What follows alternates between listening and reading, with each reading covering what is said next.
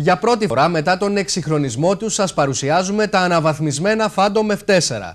Επισκεφθήκαμε την 117 πτέρυγα μάχη στην Ανδραβίδα και συνομιλήσαμε με τους φαντομάδες για το αεροσκάφος Θρύλος, που και την επόμενη δεκαετία θα συνεχίσει να δίνει το δυναμικό του παρόν στο Αιγαίο μας.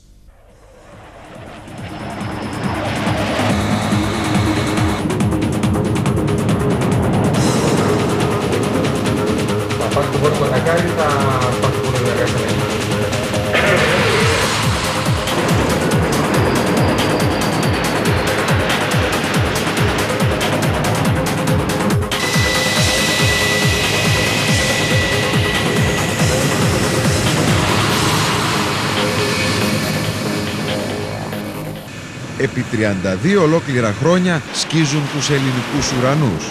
Phantom F4, ένα μαχητικό αεροσκάφος Θρύλος που πολέμησε για πρώτη φορά στο Βιετνάμ, ακολούθως στη Μέση Ανατολή, στην κοιλάδα Μπεκά, αλλά και στον πρώτο πόλεμο του κόλπου.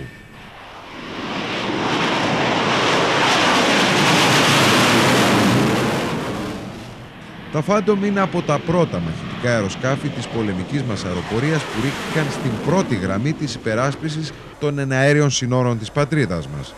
Με την πρόσφατη αναβάθμισή τους θα συνεχίσουν και τα επόμενα χρόνια να παίζουν σημαντικό ρόλο στις αναχαιτήσεις στο Αιγαίο. Η 117 πτέρυγα μάχης είναι μία από τις παλαιότερες μονάδες της πολεμικής